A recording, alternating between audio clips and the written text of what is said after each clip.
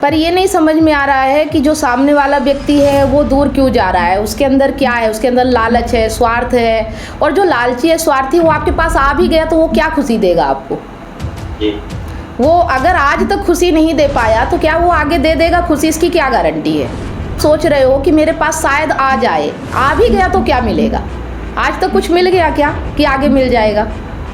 और अगर मिल गया होता तो फिर शांति होती ना, आनंद होता ना। ये तड़प और ये बेचैनी क्यों हो रही है? तो जो आज तक नहीं मिला और इसी के उम्मीद में रहना कि कुछ मिल जाएगा, यही तो बेवकूफ़ी कहलाती है। इसी को तो अज्ञानता कहते हैं, है ना। यही तो नासमझी है कि जब आपको पता चल चुका है कि वहाँ कुछ ऐसा है ही नहीं कि जो मुझे आनंद और सुकून दे सके, तो उसके लिए सोचना ही नहीं। जो होगा ऑटोमेटिक होगा। क्यों उस पर सोचना है? क्यों उस पर टेंशन लेना है? तो बात समझ में आ गया कि उच्चतम और नीचे स्तर और उच्च स्तर को कैसे पहचानना है। जो आपको दुख की ओर ले जाए, जो आपको तकलीफ की ओर, तड़प की ओर, बेचैनी की ओर, दर्द की ओर ले जाए, समझ जाओ, और निचला स्तर है। और जो आपको आनंद की ओर ले जाए, ऊंचाई की ओर ले जाए, जो आपको एक लक्ष्य बता दे कि जीवन का आनंद होता कहाँ है, तो समझ लो कि आप ऊंची चेतना के साथ जुड़ रहे हो। बस यही देखना है, ज़्यादा कुछ नहीं देखना है। ठीक है। तो जो यहाँ पे आप पढ़ रहे हो ना, ये आपकी चेतना को ऊपर ले जा रहा है ना। आपके हर दुख तकलीफ को समझा रहा है कि आपका कष्ट क्यों है, आपका कष्ट कहाँ से आ रहा है ना, उसके कारण कहाँ हैं। उस चीज़ को आप यहाँ से देख पा रहे हो। तो इसका मतलब यहाँ पे आपकी चेतना ऊंची चीज़ से जुड़ी हुई है। लेकिन जब आप अपने रिश्तेदारों के पास जाते हो, जब आप अपने पति पत्नी, अपने सास ससुर और भी परिवार रिलेटिव होते हैं, तो क्या वो आपको ऊंचाई की ओर ले जाते हैं? वो आपको और नीचे गिराते हैं। वो आपको लालच में फंसाते हैं, बंधन में फंसाते हैं, आपको डराते हैं, आपको नीचे गिराते हैं। वो कैसे सही व्यक्ति हो सकते हैं, है ना। जो व्यक्ति आपको ऊंचाई की ओर नहीं ले जा रहा है, उस व्यक्ति से अगर आप रिश्ता रखोगे तो दुख के अलावा क्या मिलेगा, है ना। तो मैं ये नहीं कहती कि सब कोई शुरू से ही गीता जानते हैं, लेकिन एक होता है ना कि उनका जो जन्म होता है, उनका जो परवरिश होता है, उनके जो जीने का तरीका होता है, वो भी ऐसा होना चाहिए कि वो किसी न किसी ऊंचे मकसद में होने चाहिए। अगर उनके पास कोई लक्ष्य नहीं है, कोई उद्देश्य नहीं है, कोई काम नहीं है, तो वो क्या करेंगे? फालतू का ही काम करेंगे ना। और उसी में आप भी उलझे पड़े रहते हो। इसका मतलब आपके पास भी कोई लक्ष्य उद्देश्य नहीं है, तो आप उनको भाव दे रहे हो। अगर आपके पास ही कोई लक्ष्य हो जाए, कोई उद्देश्य हो जाए जीवन का, तो फिर आप उन्हें महत्व देने के लिए आपके पास टाइम ही नहीं बचेगा। समझ रहे हो? ऑटोमेटिक वो आपके जीवन से दूर हो जाएंगे। ज़्यादा कुछ करना ही नहीं पड़ेगा। एक बार अपने जीवन का ऊंचा लक्ष्य बनाओ ना, तो ऑटोमेटिक नीची चेतना वाले आपसे दूर हो जाएंगे। आपको सोचना नहीं पड़ेगा, क्योंकि नीची चेतना वाले लोग कभी भी ऊंची चेतना के साथ सर्वाइव कर ही नहीं सकते। वो रह ही नहीं पाएंगे। समझ रहे हैं? ना आप उनके साथ सरवाइव कर पाओगे, ना वो आपके साथ सरवाइव कर पाएंगे। चलिए, अभी किसी का अगर कोई सवाल हो तो आप पूछ सकते हैं।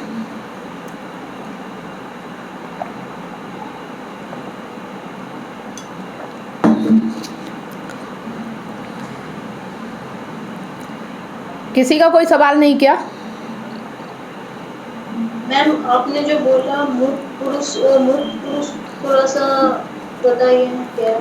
मुक्त पुरुष वो जो किसी बंधन में नहीं बंधा हुआ है, जो किसी का संग नहीं चाहता है ना। ना वो किसी डर से बंधा हुआ है, ना लालच से बंधा हुआ है, ना स्वार्थ से बंधा हुआ है। जो निष्काम कर्म करता है, जो सिर्फ कर्म पे फोकस रखता है, वो ये नहीं सोचता कि इसको करने के बाद परिणाम क्या आएगा, बस उसे कर्म करने में ही आनंद आता है। जो किसी की संगति के लिए परेशान नहीं है, वो ये नहीं सोचता उसके साथ जो रहे तो भी अच्छा है, ना रहे तो भी अच्छा है। वो किसी के लिए परेशान नहीं होता, है ना। वो अपने आप में मस्त रहता है। वो अपने आप से ही संगति करता है, वो किसी और की संगति नहीं करता। ये है मुक्त संग, है ना। मतलब भले आप किसी के साथ रहो, लेकिन अंदर से मुक्त रहो। अंदर किसी के लिए कुछ सोच होनी नहीं चाहिए। बस सोच एक ही है कि मैं ऊंची चेतना में काम कर रहा हूँ, मुझे अच्छे लक्ष्य के लिए काम करना है। किसी व्यक्ति विशेष के लिए सोचना ही नहीं। हमें साथ आए तो ठीक, ना आए तो ठीक है। हमें तो अपनी ज़िंदगी में अपने काम में फोकस करना है और आगे बढ़ते जाना है। अगर कोई रह रहा है हमारे साथ, उसको ज़रूरत है तो अच्छी बात है, हम उसकी पूरी मदद करेंगे, उसको निस्वार्थ उसके साथ रहेंगे, निष्काम भाव से। हमें कुछ उससे लेना देना नहीं है। अगर उसकी इच्छा है, वो देना चाहता है तो अच्छी बात है। हमें ज़बरदस्ती किसी से कुछ नहीं चाहिए। ठीक है। मिल गया तो छोड़ेंगे भी नहीं, और नहीं मिला तो ज़बरदस्ती करेंगे भी नहीं। ये एक नेचर होना चाहिए। ठीक है। अगर कोई खुशी से आपको कुछ दे रहा है तो छोड़ेंगे भी नहीं, है ना। लेकिन अगर कोई आनाकानी कर रहा है, कोई आपसे कोई मतलब नहीं रख रहा है, तो ज़बरदस्ती भी नहीं करेंगे। ये असूल होना चाहिए अपनी लाइफ का, ठीक है। अपने आप जो हमारे साथ चलने के लिए तैयार है, बस उसी के साथ हमें रहना है, ज़बरदस्ती किसी के साथ नहीं करना। चलिए अमरेश जी, आप बताइए। धीरे धीरे ख़त्म हो गए आपके। शुरू में बहुत सवाल रहते हैं, फिर यहाँ पता नहीं ऐसा क्या हो जाता है आप लोगों को कि सवाल ही ख़त्म हो जाते हैं। क्या समझ में आ जाता है कि मैम वो बात तो नहीं है, वो समझ में तो आ रहा है, पर माइंड इतने जल्दी कंट्रोल में नहीं आएगा। तो सवाल नहीं आएगा, तो यही तो पूछना है कि कैसे आएगा। ये नहीं आएगा, ये भी तो सवाल है ना कि क्यों नहीं आएगा। इसे आप एक्सेप्ट क्यों कर रहे हो कि माइंड कंट्रोल में क्यों नहीं आएगा? कर ही नहीं रहा हूँ, जितना सोच रहा हूँ भी कि कैसे कंट्रोल करूँ, पर हो ही नहीं रहा। घूम करके वही पहुँचता है माइंड। तो डिपर आओ हमेशा, काम करते वक्त भी, सोते वक्त भी, कभी भी वही। तो यही तो पूछना, यही तो जानना है ना कि क्यों जा रहा है आपका माइंड घूम फिर के, क्या चाहते हैं आप। अपने आप से पूछो ना कि आप चाहते क्या हो, है ना। आपका माइंड क्यों जा रहा है वहीं पे बार बार, और क्या आप जो चाहते हो वो आपको मिल सकता है? अगर नहीं मिल सकता तो क्यों टाइम बर्बाद कर रहे हो, है ना। वो चांस रहता है ना, इसलिए। क्या चांस रहता है? मतलब कहीं भी मिल सकता है जो भी चाह रहा हूँ। कैसे मिल? अपनों को खोना इतना आसान नहीं होता, और कोई चीज बस बार बार आता है दिमाग में। अच्छा, अपनों को खोना इतना आसान नहीं होता तो फिर अपने दूर कैसे चले जाते हैं? क्या आप खोते हो उन्हें? समय पे डिपेंड करता है, सामने वाला पे डिपेंड करता है। पर ये नहीं समझ में आ रहा है कि जो सामने वाला व्यक्ति है वो दूर क्यों जा रहा है। उसके अंदर क्या है? उसके अंदर लालच है, स्वार्थ है, और जो लालची है, स्वार्थी, वो आपके पास आ भी गया तो वो क्या खुशी देगा आपको? जी। वो अगर आज तक खुशी नहीं दे पाया तो क्या वो आगे दे देगा खुशी? इसकी क्या गारंटी है? आप सोच रहे हो कि मेरे पास शायद आ जाए, आ भी गया तो क्या मिलेगा? आज तक कुछ मिल गया क्या कि आगे मिल जाएगा?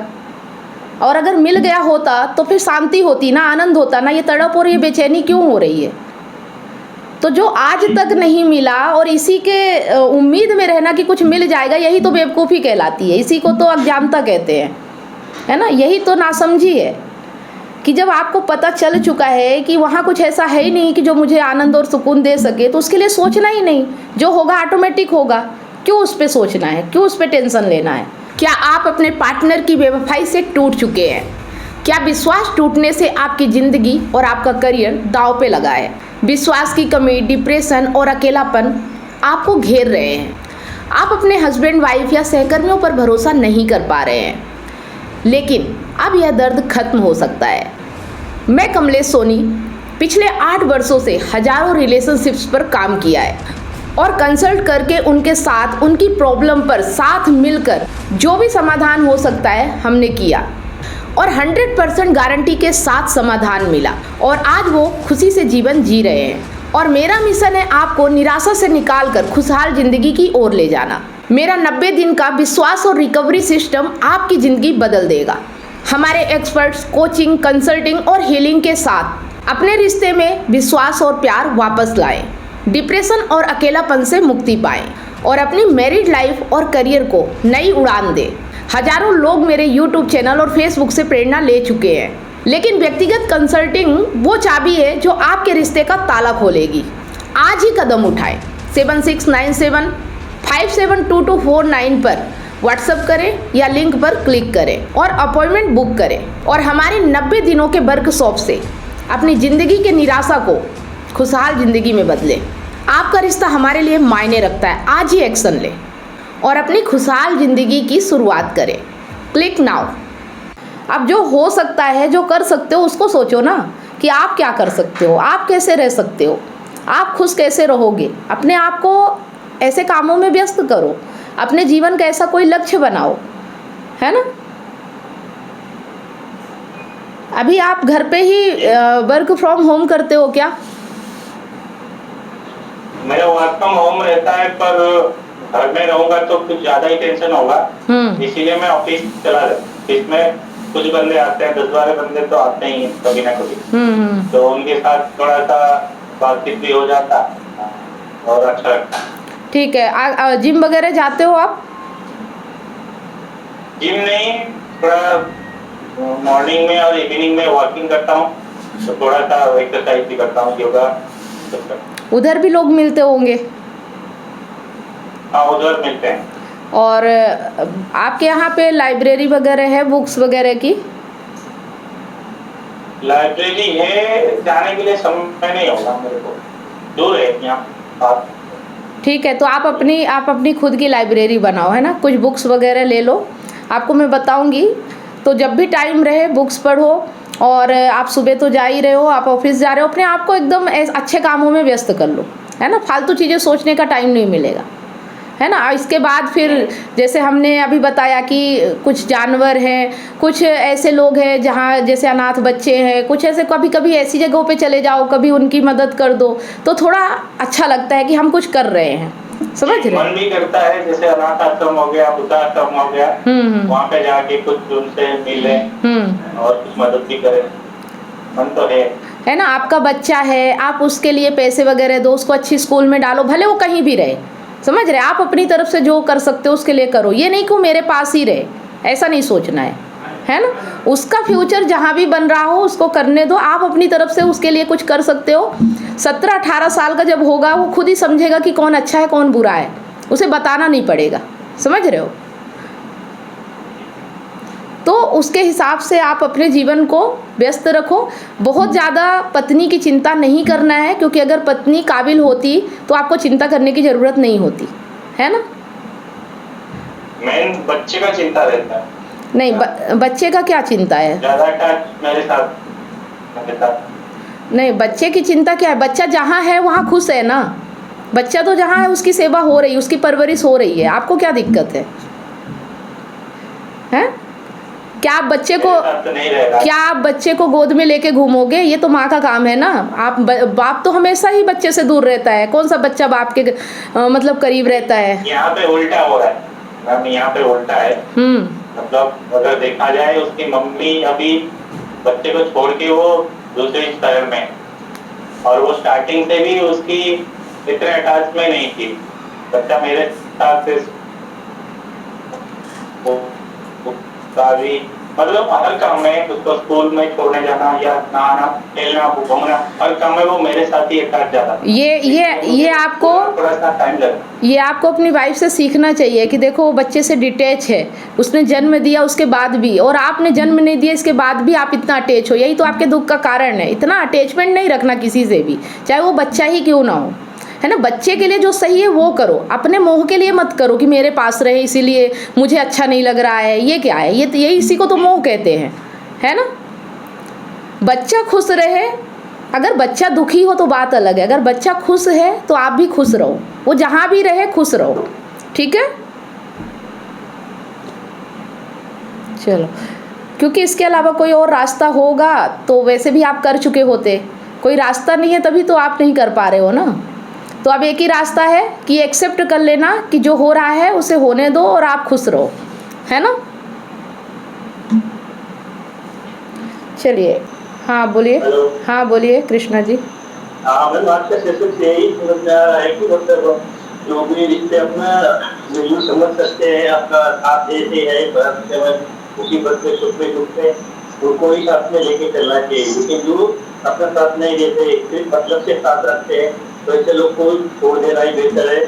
अपना अलग निकल जाना, दूर गुजरना वो अच्छा है। हाँ, ये सही है भाई, छोड़ना ही पड़ेगा, छोड़ना ही पड़ेगा, क्योंकि आप जी ही नहीं पाओगे ना उनके साथ रहोगे तो, है ना। जीना सही बात है ना, तो छोड़ तो भी दुखी रहेगी, लंबा रहेगी, वो सुखी रहेगी। हाँ, साथ में रहेगी, दुखी रहेगी। छोड़ने की हिम्मत होनी चाहिए। देखो, हम डरते हैं कि अगर हम इसे छोड़ देंगे तो शायद हम अकेले पड़ जाएं, है ना। तो कुछ नहीं कर सकते। हाँ, लेकिन जब आप छोड़ोगे ना तो आपके बेहतर दोस्त बनेंगे, बेहतर आपका समाज बनेगा, बेहतर आपके रिश्ते बनेंगे, समझ रहे हैं। बस अपने आप को अच्छा रखना है, अपने अंदर ईमानदारी रखनी है, डरना नहीं है। दुनिया बहुत बड़ी है, और हम जिस समाज में पैदा होते हैं, हम जिस घर में पैदा होते हैं, जिस जगह पे पैदा होते हैं, उससे हमें अटैचमेंट हो जाता है और इसीलिए हम बंध के रह जाते हैं, है ना। सही बात। जैसे कुछ लोग होते हैं नर्मदा यात्रा में निकल गए, कुछ लोग भारत भ्रमण में निकल गए। देखो दुनिया कैसी है, जब आप बाहर निकलोगे ना तो बहुत से लोग मिलेंगे आपको, समझ रहे हो। आज के समय में सोशल मीडिया है, आप फेसबुक में पोस्ट डालना शुरू करो, आपके जैसे लोग आपसे कनेक्ट होंगे। तो ऐसा नहीं है कि आप अकेले रह जाओगे, ये डर ख़त्म करो कि हम अकेले रह जाएंगे, है ना। जिसको हमारे साथ की ज़रूरत है हम उसका साथ देंगे, चाहे वो फिर पराया ही क्यों ना हो, है ना। और लेकिन हाँ, लेकिन जो अपना है और वो कहता है कि तुम्हारे साथ की ज़रूरत ही नहीं, तुम करते ही क्या हो, तो फिर उससे दूरी बनाना ही अच्छा है ना। कि जब हम कुछ करते ही नहीं है ना, जब हम कुछ करते ही नहीं, जब हमारा कोई मतलब ही नहीं, तो हम दूरी चले जाते हैं, रह लो अकेले तुम, ठीक है। तो आप कब से निर्णय ले रहे हैं? ये तो आप बहुत दिन से बोल रहे हैं, निर्णय कब से ले रहे हैं? ले चुके? और क्या? आप अकेले रह रहे हैं? कहाँ पर? तो अभी आपके घर वाले कुछ बोल रहे हैं?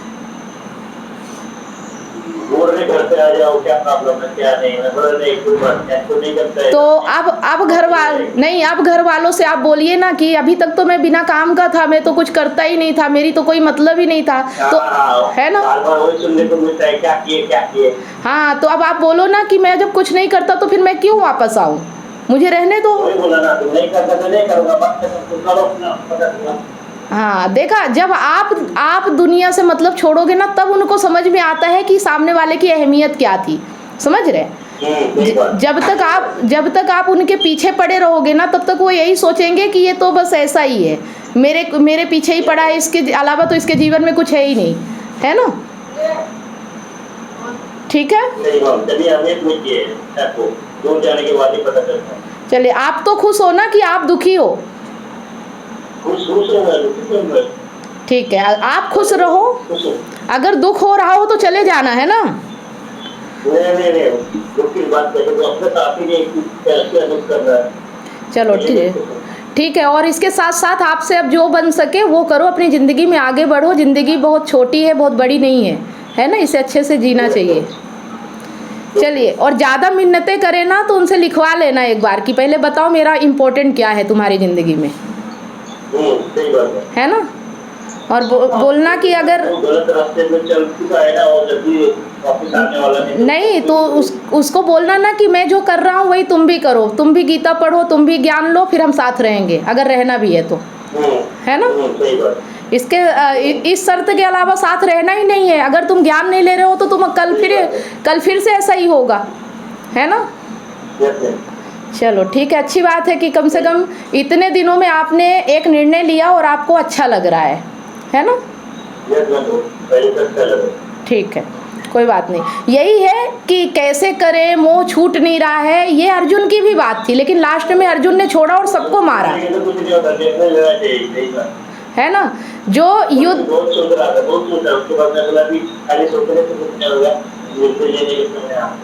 चलो अच्छा है कि निर्णय लेने के बाद आपको सुकून मिल रहा है ना। ठीक है, देखो, जो ये अर्जुन थे ना, उनके अंदर भी यही द्वंद्व था, हमारे भीतर भी यही द्वंद्व चलता है। हम किधर को जाए, क्या निर्णय लें, हम बीच में अटक के रह जाते हैं। तो हमें एक रास्ता चुनना पड़ेगा, या तो गुलामी सह लो या तो आज़ादी चुन लो, है ना। दोनों एक साथ नहीं हो पाएगा।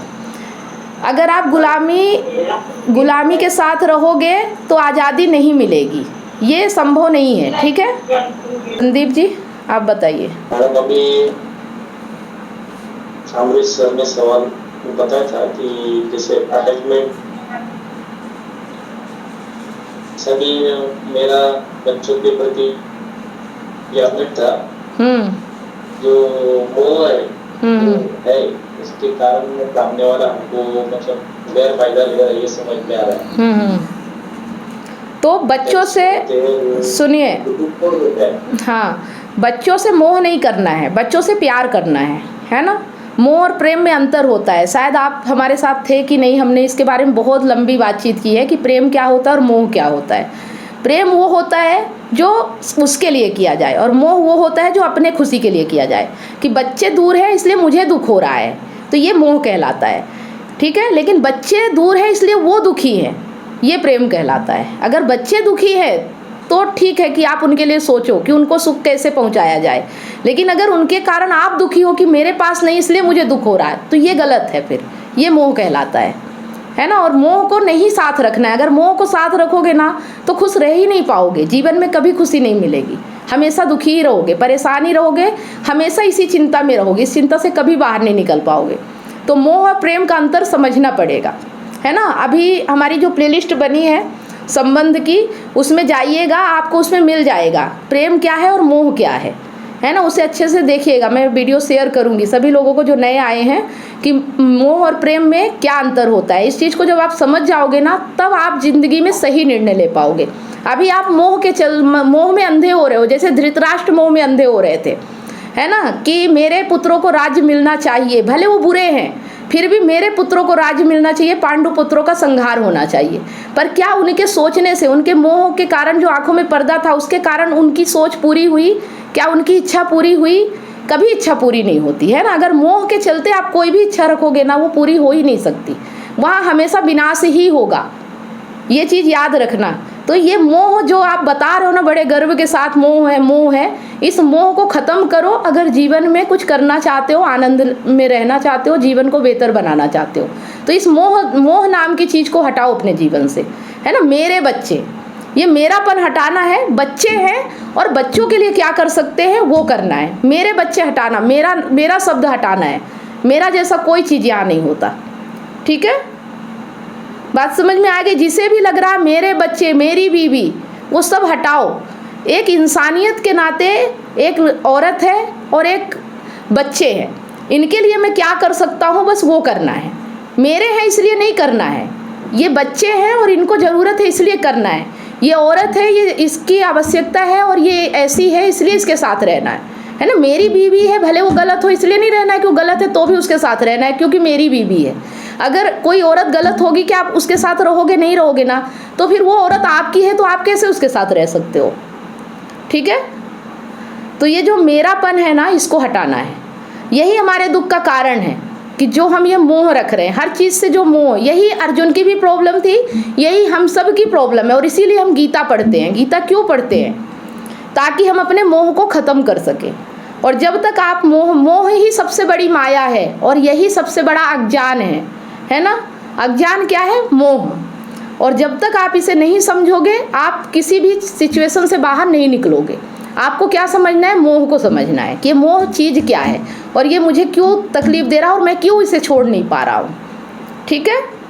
काम सब वैसा ही करना है पर मोह को छोड़ना है, मोह नहीं रखना। मोह रखोगे तो बताया था ना कि बरगद के पेड़ को आप गमले में रखोगे तो आप उसकी जड़ें काटोगे, उसे कभी बाहर बड़ा होने नहीं दोगे। लेकिन जब आप उसे जंगल में गाड़ के आओगे ना तो वो विकास करेगा, बड़ा होगा, एक बड़ा सा वृक्ष बनेगा। तो ऐसे ही बच्चे को मेरा करोगे ना तो जीवन में कभी विकास नहीं कर पाएगा। उसके विकास के लिए जो जरूरी है वो काम करो, भले उसे दूर रखना पड़े, दूर ही सही, लेकिन उसका विकास होना चाहिए, उसकी ज़िंदगी बेहतर होनी चाहिए, ना कि मेरे पास रहे। संस्कार है, हाँ, जो संस्कार है, संस्कार जो है वो अगर पेरेंट्स के पास रहेगा तो पेरेंट्स अपने संस्कार दे सकते हैं और दूर रहेगा तो फिर संस्कार तो उस हिसाब से मिलेगा। ना पेरेंट्स का संस्कार अच्छा होता, ना नाना नानी का संस्कार अच्छा होता। अगर आप खुद ही दुख में पड़े हो, आप अपने बच्चे को क्या संस्कार दोगे? पहले आप तो निकलो इस दुख से। जब आप निकल जाओगे ना तो आगे का रास्ता खुद निकल आएगा। आप खुद ही मोह में फंसे हो, आप खुद ही अपनी ज़िंदगी नष्ट किए जा रहे हो, आपको खुद ही समझ में नहीं आ रहा कि आपका करियर, आपकी ज़िंदगी क्या होनी चाहिए। आप बच्चे को क्या ज्ञान दोगे? आप बच्चे को क्या शिक्षा दोगे? है ना। आपको लगता है आप माता पिता हो गए तो आप बच्चों को अच्छी शिक्षा दे सकते हो? कैसे दे सकते हो? पहले तो आपको ही अपना जीवन बेहतर बनाना है। जब आपका ही जीवन बेहतर नहीं तो आप बच्चे का जीवन कैसे बेहतर बना सकते हो? और नष्ट कर दोगे आप, समझ रहे हो। आप नहीं दे सकते हो बच्चे को अच्छी शिक्षा। बच्चे को अच्छा गुरुकुल दो, अच्छी एजुकेशन, जहाँ अच्छी एजुकेशन मिल रही है ऐसी संस्था में डलवाओ, समझ रहे हो। अपने पास मत रखो, अपने पास रखोगे तो और उसका जीवन बर्बाद हो जाएगा, ठीक है। अगर आप क्या बोल रहे हैं? हाँ, कि बच्चों को जो है अच्छी फैसिलिटी मिले, एजुकेशन मिले, वो डायरेक्ट हॉस्टल टाइप में डाल देते हैं, मतलब दूसरी कक्षा से। अब मेरा पर्सनली ऐसा सोचना है कि एटलीस्ट 10th तक बच्चों को माता पिता के साथ में होना चाहिए, बाद में तो आगे कॉलेज करेंगी। नहीं, बच्चों को उन माता पिता के साथ रहना चाहिए जिनके जीवन में ज्ञान है, जो अपने जीवन को बेहतर बना रहे हैं, जो अच्छा जीवन साथ में मिलके चला रहे हैं। जो माता पिता के बीच ही दरारें हैं, जिन माता पिता के रिश्ते ही अच्छे नहीं हो रहे, उनको कभी बच्चों को अपने साथ नहीं रखना चाहिए। ठीक है? अगर आप अपने रिश्ते को बेहतर नहीं बना पा रहे हो, आप अपने रिश्ते को नहीं समझ पा रहे हो, आप अपनी प्रॉब्लम को नहीं ख़त्म कर पा रहे हो, तो आपको कोई हक नहीं है अपने बच्चे की ज़िंदगी बर्बाद करने का। आपके पास रहेंगे तो उनकी ज़िंदगी ज़्यादा बर्बाद होगी। ठीक है? और ऐसे ही किसी हॉस्टल में नहीं डाल देना है, आपको देखना है कि वहाँ का एजुकेशन क्या है, वहाँ की शिक्षा क्या है, वहाँ के लोग कैसे हैं, तब डालना है ना। किसी भी संस्थान में नहीं डाल देना है। जैसे आप हो, ऐसे बहुत से संस्थान भी हैं जो लालच के दम पे चलते हैं। वहाँ पढ़ाई वढ़ाई से कोई लेना देना नहीं होता, वहाँ सिर्फ पैसे से मतलब होता है ना। तो ये भी देखना पड़ेगा। तो सब कुछ करने के लिए आपको समझना पड़ेगा। अब आप जिस जगह हो जहाँ पे सीख रहे हो, इससे आप धीरे धीरे जब समझोगे, जब आप अपना जीवन बेहतर बनाओगे, उसके बाद आप अधिकारी हो जाओगे कि आप बच्चे के लिए कुछ अच्छा कर सकते हो। ठीक है? अभी जो चल रहा है चलने दो, क्योंकि अभी ना वहाँ बुरा है ना यहाँ मतलब अच्छा है। जो भी है यहाँ भी वही है, आपके पास भी वही है, वो जहाँ है वहाँ भी वही है। कोई खास मतलब वो नहीं है कि कुछ अलग है। ठीक है? बच्चे के लिए दोनों माहौल बराबर है। आपका भी माहौल कोई बहुत अच्छा नहीं है कि आप सोचते हो कि मेरे पास आ जाएगा तो बच्चा बहुत अच्छा बन जाएगा। वो क्या सीखेगा आपसे? डिप्रेशन, टेंशन, परेशानी, चिंता। आप क्या दोगे उसको? ये बताओ, आप कैसे हो? आप देखो ना कि आप कैसे हो, तो आप बच्चे को क्या दोगे? जैसे माता पिता होंगे वही बच्चे को देंगे ना। तो इससे अच्छा कम से कम नानी के पास है तो जो साथ में रहेगा तो फिर डिप्रेशन तो हट जाएगा। तो ये आपके हाथ में नहीं है ना। बच्चा साथ क्यों नहीं है? क्योंकि आपने अपना जीवन सही नहीं बनाया, इसीलिए तो आपका बच्चा आपसे दूर है। आपसे दूर ही बच्चा क्यों हुआ है? क्योंकि आपने ज़िंदगी को समझा नहीं। आपने ऐसे ही गलत रिश्ते बना लिए, आपने ऐसे ही बच्चे को जन्म दे दिया, इसीलिए तो बच्चा आपसे दूर है। अगर ज़िंदगी को समझ के जिया होता तो बच्चा आपके पास होता ना। आप सोचो ना कि आपका बच्चा आपसे दूर क्यों है। आपको लगता है कि दूसरों के कारण दूर है, नहीं, दूसरों के कारण नहीं दूर है, आपके ही कारण वो दूर है आपसे। जब तक आप ये चीज़ नहीं समझोगे तब तक आप कुछ भी नहीं कर पाओगे, है ना। आपके कारण ही दूर है, क्योंकि आपने समझा ही नहीं अपने रिश्ते को। और आप सिर्फ वासना, ये अट्रैक्शन और शारीरिक ज़रूरत, इसके चक्कर में आपने पत्नी से रिश्ता बनाया और बच्चा पैदा हो गया। क्या समझा आपने रिश्ते को? क्या समझा ज़िंदगी को? है? अगर जो लोग समझदारी से ज़िंदगी जीते हैं, जिनके रिश्ते अच्छे होते हैं, उनके जब बच्चे होते हैं ना, उनका भी भविष्य अच्छा होता है।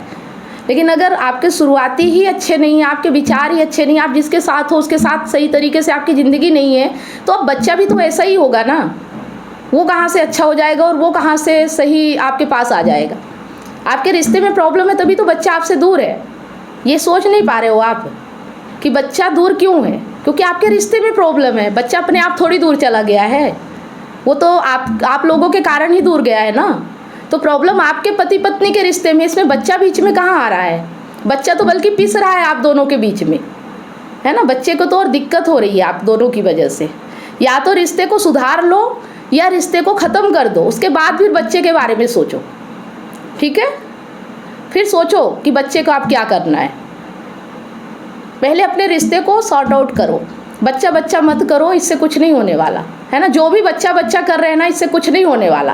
पहले पति पत्नी के रिश्ते को एक मुकाम दो कि करना क्या है, इस रिश्ते को कहाँ ले जाना है ना। अटके रहोगे तो ऐसे ही ज़िंदगी व्यर्थ रहेगी। सोचते रहो, फिर दिन भर परेशान रहो, कुछ भी नहीं होने वाला, है ना। दिन भर टेंशन में रहो, डिप्रेशन में रहो, जैसे जैसे ज़िंदगी ख़त्म होती जा रही है।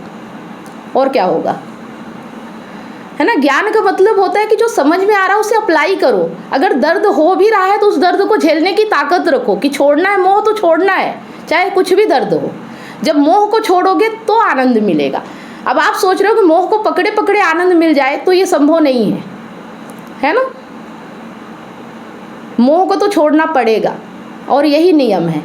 जिसने भी मोह को पकड़ा, अब देखो गौतम बुद्ध थे, उन्होंने अपने पत्नी को भी छोड़ा और बच्चों को भी छोड़ा। किस लिए? ऊंची चेतना के लिए। और जब उनकी ऊंची चेतना हुई तो उनकी पत्नी भी बुद्ध, मतलब जिस धर्म को उन्होंने अपनाया उसे अपना लिया, और बच्चा भी बुद्ध ही बना, मतलब वो भिक्षु बन गया। वो भी समझ रहे हो। तो पहले उन्होंने ये निर्णय लिया कि मुझे अपनी चेतना को ऊपर उठाना है, उसके बाद पीछे सब कुछ देखा। आप तो सोचते हो सब कुछ साथ मिल जाए फिर मैं अच्छा करूँगा, ऐसा नहीं होगा। ठीक है, पहले आप अपने को बेहतर बनाओ, उसके बाद आप अपने रिश्ते को बेहतर बनाओ, उसके बाद फिर बच्चे को सोचो। अभी बच्चा जहाँ है खुश है, उसे कोई दिक्कत नहीं है, ये आप सोच रहे हो कि उसे तकलीफ हो रही है। ठीक है,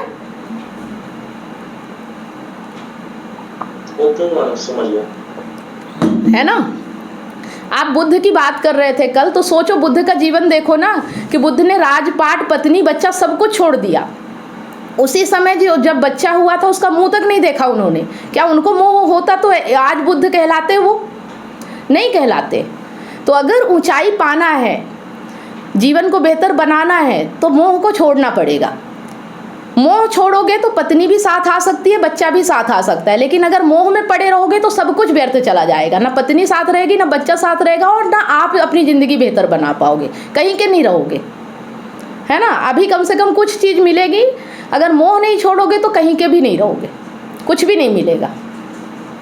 ठीक है, मोह से कुछ भी नहीं मिलता है। मोह एक तरह की बेवकूफ़ी कहलाती है, और जिन जिन लोगों ने मोह किया है उन सब का जीवन नष्ट हुआ है। ठीक है, जीवन उसी का अच्छा होता है जो मोह से दूर रहता है। अब मोह से दूर होने का मतलब ये नहीं है कि संसार से दूर हो जाना, ये मैंने पहले भी बता दिया है। मोह का मतलब है कि अपने भीतर जो ये भावनाएं चल रही ना, इनसे दूर होना है ना। इनमें स्पष्टता लाना है, सच्चाई लानी है।